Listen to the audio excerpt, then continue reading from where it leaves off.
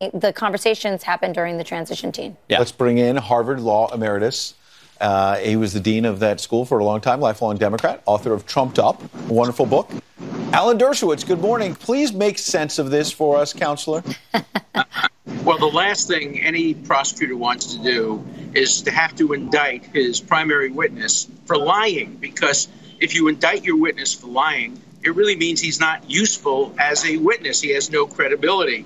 I'm sure the prosecutor was trying to indict him for some scheme or conspiracy that involved other people in the White House, but there is nothing there. And he had to finally come down and indict him for lying, which makes him a useless witness. So this is not a show of strength by the prosecutor. It's a show of weakness. It's a show that they really have nothing on anybody above Flynn, and that Flynn made the terrible mistake about lying about something he could have told the truth about, because the two things he lied about were perfectly lawful, perfectly proper for somebody to do during the transition. And so I think it really reflects the weakness, not a strength, in Mueller's prosecution. Professor, your perspective is different than almost everything else we're hearing, which is if he cut such a deal, he must have the goods. He must be dishing on the Trump White House. You're saying, actually, in what's happened here is a demonstration that there probably is not much there. Well, I've been saying different things than most other commentators from the very beginning, and I think I've been proved right over time. If they had anything more serious, they would have indicted him for it. But they couldn't indict him under the Logan Act, because the Logan Act no longer exists. It's the act that says you can't negotiate with a foreign power if you're not in office. He did that. He would be guilty of that if the Logan Act were in effect, but it hasn't been used for over 200 years. And they couldn't get a conspiracy because there is no conspiracy. Collusion is not a crime.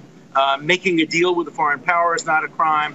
They may be political sins, but they're not crimes. So they had to satisfy themselves only with the lying to the FBI, which is the worst possible thing a prosecutor can bring against somebody he wants to use as a witness. Now, they still may be able to use him to lead to other witnesses or to get documentary evidence or to give them leads, but he's no good as a witness, because he's obviously sold himself to protect his own son, and he's prepared not only to sing, but perhaps even to compose, that is to exaggerate, if he thinks that will get him a better deal from the prosecutor. So if I'm a defense lawyer, I have no trouble destroying his credibility on the witness stand. Wow. And what does this do for Mueller? I mean, he has a huge budget. He's been investigating for I don't know how long. How long has he been investigating, Pete? Long time. Like a long time.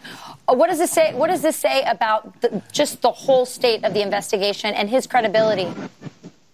Well, it shows that he's going on the domino theory, one domino at a time. You go for the lowest hanging fruit. You indict people for lying to the FBI, for failing to fill out the proper forms.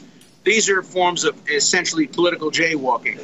Then you squeeze them and you hope that maybe they'll give you information that will lead to somebody higher up. But in the end, it's hope.